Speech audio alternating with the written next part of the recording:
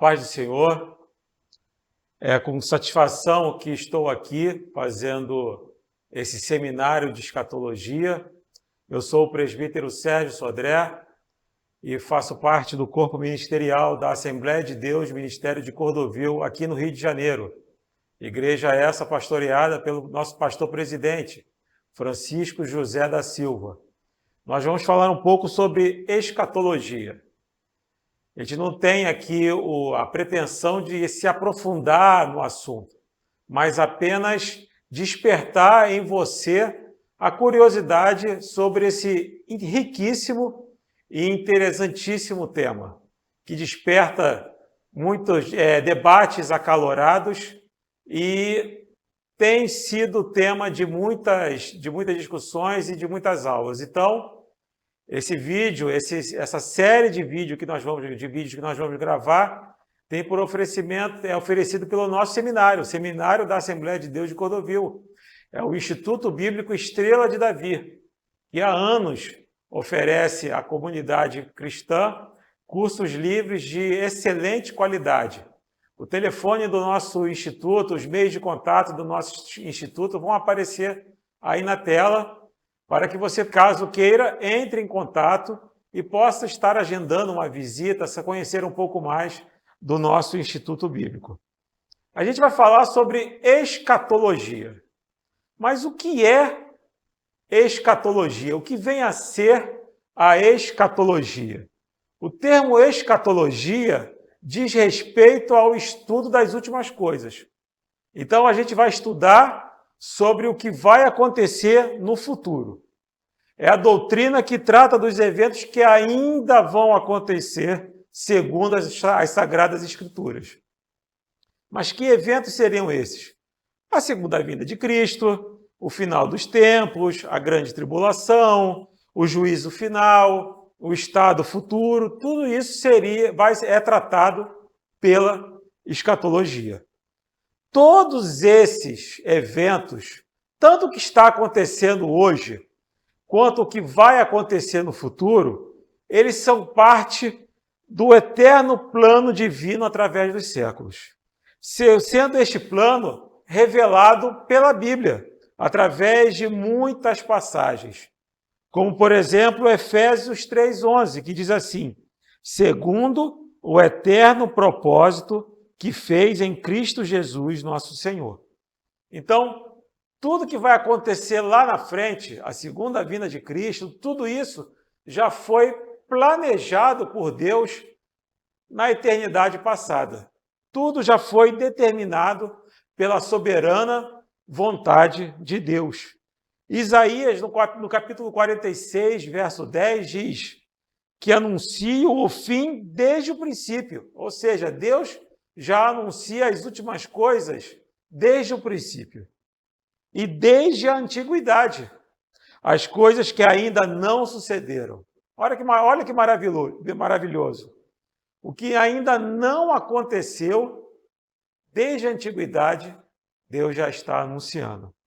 Que digo, o meu conselho será firme e farei toda a minha vontade. Que maravilha, meus irmãos. Nada do que seja a vontade de Deus vai deixar de acontecer. Toda a vontade de Deus vai se cumprir. No segundo livro de Reis, no capítulo 19, verso 25, diz assim: porventura, não ouvistes o que já dantes fiz isso, e já desde os dias antigos o formei? Agora, porém, o fiz vir, para que fostes tu que reduzisses as cidades fortes a montões desertos.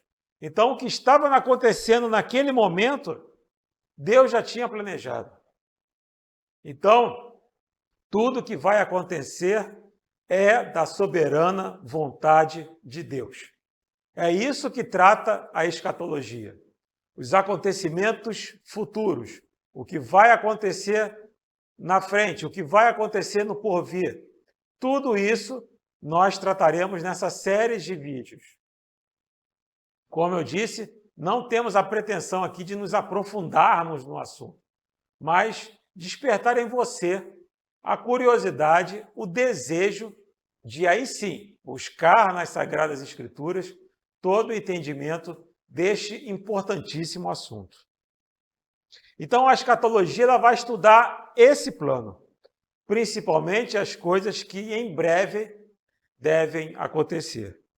Mas nós vamos falar da escatologia pentecostal, porque nós aqui da Assembleia de Deus, Ministério de Cordovil, nós somos pentecostais. O IBED, o Instituto Bíblico Estrela de Davi, ele ensina a teologia pentecostal. Então não seria outro ramo da escatologia que eu poderia falar. Nós vamos tratar aqui da escatologia pentecostal. Existem várias interpretações teológicas, mas nós iremos abordar somente a interpretação escatológica pentecostal, como eu falei, que adota uma posição pré-milenista dispensacionalista.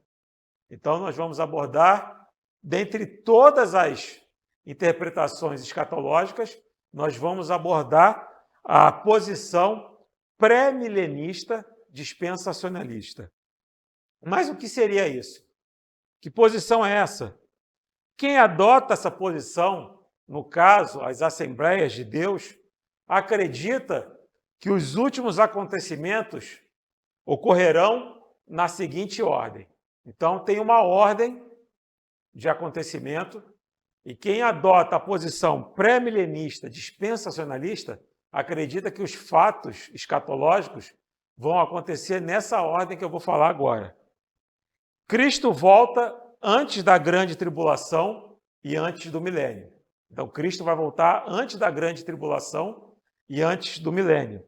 Acontece o arrebatamento, na volta de Jesus, antes da grande tribulação e do milênio, Jesus volta para arrebatar a sua igreja. Os crentes mortos ressuscitarão primeiro, e os vivos serão transformados e subirão a estarem com o Senhor. Tem início a grande tribulação, que durará um período de 7 anos. Acontecem, nesses 7 anos, todos os sinais previstos lá no livro de Apocalipse. Muitos judeus se converterão e haverá salvação. Ao final da grande tribulação, ao final desse período de 7 anos, Cristo voltará com seus santos para reinar sobre a terra por 1000 anos. Aí começa o milênio. Nesse período de 1000 anos, Satanás será preso. No final de 1000 anos, Satanás será solto e tentará os homens. Haverá uma rebelião que resultará na derrota final do diabo e as suas forças. Os incrédulos serão ressuscitados. Acontece o juízo final. Todo aquele que não tiver o seu nome escrito no livro da vida será lançado no lago de fogo eterno. E aí sim, inicia-se o estado eterno. Então, nós cremos que os eventos futuros acontecerão nessa ordem. Todos esses assuntos serão abordados futuramente, com maiores detalhes. Mas antes devemos abordar a situação daqueles que passarão pela ressurreição, os santos que serão ressuscitados no arrebatamento e os ímpios que serão ressuscitados no período final. Então, primeiro a gente vai falar agora sobre o estado dos mortos. Como que os santos, aqueles que morreram em Cristo Jesus, estão e como estão aqueles que não morreram, aqueles que rejeitaram o Evangelho. Qual é a situação dos que morreram em Jesus e dos que morreram sem Jesus? Onde os mortos estão? A resposta a essa pergunta pode ser dividida em 2 partes. Antes da ressurreição de Cristo. Antes de tudo, devemos observar que o texto original hebraico, lá no Antigo Testamento, E o texto grego do Novo Testamento, a palavra Sheol do Antigo Testamento, equivale em sentido a Hades no Novo Testamento. Tanto Sheol como Hades designam o lugar que lá no Antigo Testamento justos e injustos iam após a morte. Todos estavam no mesmo local, tanto injustos como justos.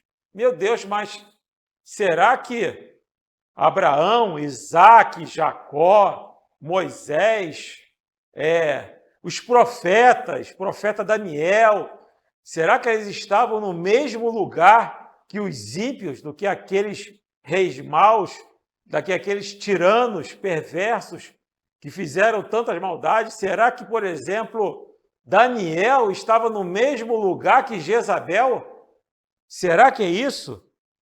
Todos estavam no mesmo local, mas separados por um abismo intransponível, como é relatado na parábola do rico e do Lázaro, lá em Lucas 16, versos 19 a 26, que diz assim: Ora, havia um homem rico, e vestia-se de púrpura e linho finíssimo, e vivia todos os dias regalada e esplendidamente. Havia também um certo mendigo chamado Lázaro, que jazia cheio de chagas à porta daquele, e desejava alimentar-se com as migalhas que caíam da mesa do rico, e os próprios cães vinham lamber-lhe as chagas. E aconteceu que o mendigo morreu, e foi levado pelos anjos para o seio de Abraão. E morreu também o rico e foi sepultado. E no Hades, Hades é a mesma coisa, no Novo Testamento é a mesma coisa que Sheol, e no Hades ergueu os olhos, estando em tormentos, e viu ao longe Abraão e Lázaro no seu seio. E clamando disse: Abraão, meu pai, tem misericórdia de mim, e manda Lázaro que molhe na água a ponta do seu dedo e me refresque a língua, porque estou atormentado nessa chama. Disse, porém, Abraão: Filho, lembra-te de que recebeste os teus bens em tua vida, e Lázaro somente males. E agora este é consolado, e tu atormentado. E além disso, está posto um grande abismo. Olha aí o detalhe. Está posto um grande abismo entre nós e vós, de sorte que os que quiserem passar daqui para vós não poderiam, nem tampouco os de lá passar para cá. Então nós vemos aqui que existiam dois lugares, um lugar onde ficavam os ímpios e um lugar aonde ficavam os justos. Era o mesmo local, todo mundo no Hades, mas podemos dizer que em compartimentos diferentes. E entre os dois, existia um abismo intransponível. Todos estavam lá, conscientes, os justos em um lugar de paz, segurança e alegria. Então, os profetas, Abel, Abraão, Isaque, Jacó, todos os justos estavam nesse lugar. Era um lugar de alegria chamado o seio de Abraão. Os ímpios estavam e ainda estão em um lugar cheio de dor e sofrimento, com plena consciência do seu estado. Então, assim, essa era a situação dos mortos antes da ressurreição de Jesus. Todo mundo no Hades, todo mundo quando morria descia ao Hades, mas se você fosse justo, você ficava num lugar chamado seio de Abraão, com segurança, com paz, com alegria. Se você fosse injusto, você ficava num lugar de sofrimento. Não tinha comunicação entre os dois lugares. Os dois lugares estavam no Hades, todo mundo descia, mas existia um abismo intransponível entre os dois lugares. Essa situação antes da ressurreição de Jesus. E depois da ressurreição de Jesus? Será que mudou alguma coisa? Como é a situação dos mortos depois da ressurreição de Jesus? Cristo nos prometeu, em Mateus 16, 18, que as portas do inferno não prevalecerão contra a igreja. Com isso também entendemos que após a ressurreição de Jesus, os justos não mais descerão ao Hades. Os justos, aqueles que morrem em Cristo Jesus, eles não descem mais ao Hades. Mesmo que seja aquele local reservado aos justos. Quem morre em Cristo Jesus não desce mais para lá. Essa mudança ocorreu entre a morte e ressurreição de Jesus. Ele disse ao ladrão arrependido, lá em Lucas 23, 43, hoje estarás comigo no paraíso. Ele não falou, estarás comigo no seio de Abraão. Estarás comigo no paraíso. O apóstolo Paulo nos ensina, lá em Efésios, no capítulo 4, versos 8 e 9. Pelo que diz, subindo ao alto, levou cativo o cativeiro e deu dons aos homens. Ora, isto ele subiu, que é, senão também aquele que tinha descido às partes mais baixas da terra? Então, Paulo fala que Cristo levou cativo o cativeiro.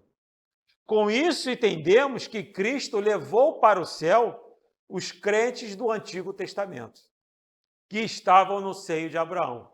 Então, Jesus morre, ele vai até o seio de Abraão, ele vai até o Hades, ao local dos justos, e ali ele pega aqueles crentes, todo mundo que estava lá, e tira dali. A obra redentora de Jesus no Calvário não afetou somente os vivos, mas também os mortos que dormiam no Senhor. Então, a redenção de Cristo ela foi completa para os vivos, para aqueles que ainda haveriam de nascer como nós somos alcançados se nós aceitarmos o sacrifício de Jesus na cruz do Calvário, sacrifício esse que aconteceu há 2000 anos. Nós recebemos a redenção em Cristo Jesus, mas também aqueles que haviam morrido na esperança de Cristo. Aqueles que morreram, os heróis da fé, como são relatados lá em Hebreus 11, todo esse pessoal, todos esses servos de Deus que estavam lá, Jesus vai lá no seio de Abraão, pega todo mundo e esvazia o compartimento que estava preparado ali para os justos, é esvaziado por Cristo Jesus. O apóstolo Paulo descreve o paraíso no terceiro céu. O paraíso não é no Hades. O paraíso é no terceiro céu, conforme 2 Coríntios, no capítulo 12, versos 2 ao 4, que diz assim: conheço um homem em Cristo que há 14 anos, se no corpo não sei, se fora do corpo não sei, Deus o sabe, foi arrebatado até o terceiro céu. E sei que tal homem, se no corpo, se fora do corpo, não sei, Deus o sabe, foi arrebatado ao paraíso. Paulo não fala Hades, fala ao paraíso. E ouviu palavras inefáveis, de que ao homem não é lícito falar. Então, Paulo ele diz que o paraíso ele está no terceiro céu. Foi arrebatado, primeiro ele fala que foi arrebatado até o terceiro céu. Depois ele fala que foi arrebatado ao paraíso. Ele não fala. Então nós entendemos que o paraíso está no alto, no terceiro céu, e não mais embaixo. O paraíso está lá em cima, na presença de Deus, e não embaixo como antes. Os crentes que já dormem no Senhor estão no céu, porque é lá que o paraíso está. Então, quem morre em Cristo Jesus, ele não desce mais ao Hades. Ele vai para o paraíso, ao terceiro céu. Essa é a situação dos justos que dormem no Senhor. Eles estão com Deus. Está lá em Filipenses 1, 23. Mas de ambos os lados estou apertado.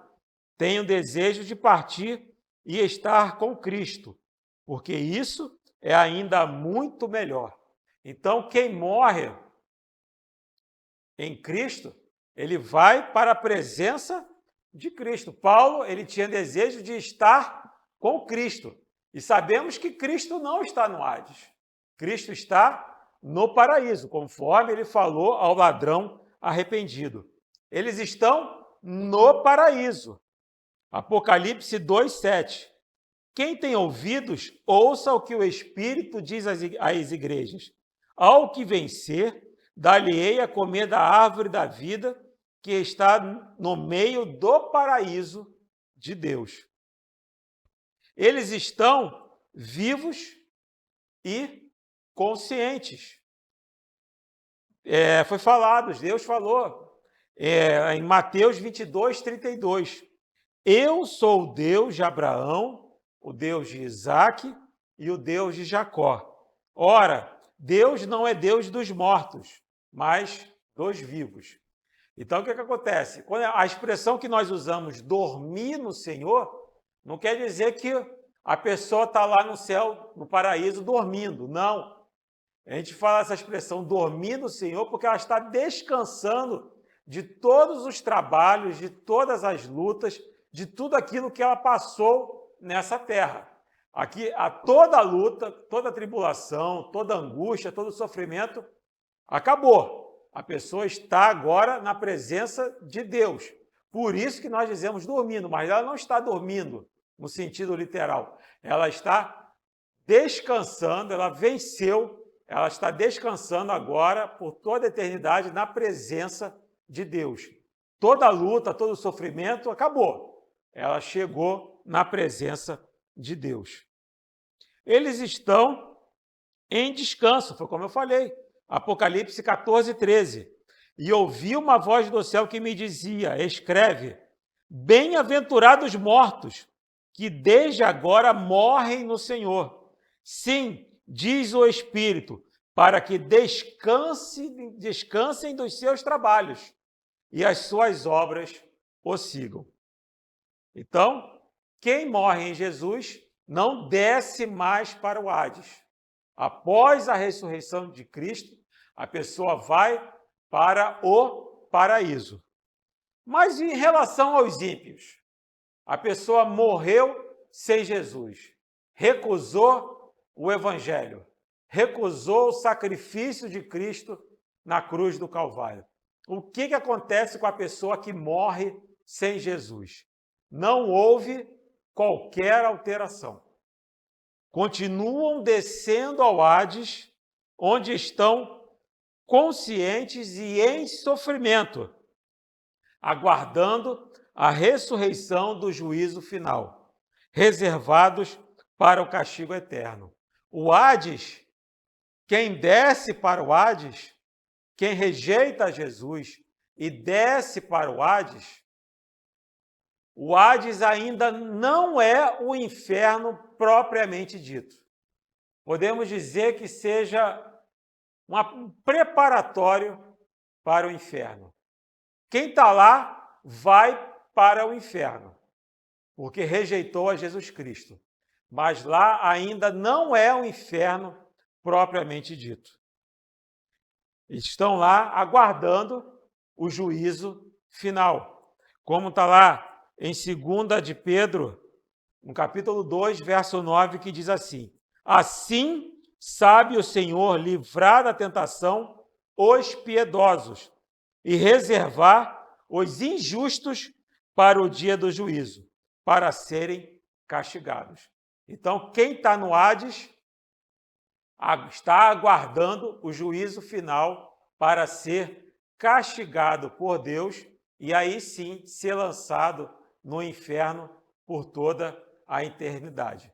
Quem morre em Jesus vai para o terceiro céu, o paraíso, está na presença de Deus. Ele não desce mais ao seio de Abraão. Quem estava no seio de Abraão, saiu de lá, está no paraíso juntamente com Cristo. Amém? Esse foi o nosso primeiro vídeo. E eu gostaria, se você gostou, que faça nesse vídeo os 3 Cs. Curta, comente e compartilhe. São os 3 Cs. Curta, comente e compartilhe. Ajude o nosso canal a crescer. Se ficou alguma dúvida sobre o que foi falado aqui, coloque aí nos comentários. Se for possível, nós vamos, na medida do possível, tentar responder as dúvidas que surgiram relativas ao assunto que foi tratado nesse vídeo. Coloca aí a sua dúvida que a gente vai fazer o possível para tentar responder. E não perca os nossos próximos encontros, porque ainda tem muita coisa boa para vir. Que Deus te abençoe e que Deus nos abençoe em nome de Jesus. Amém.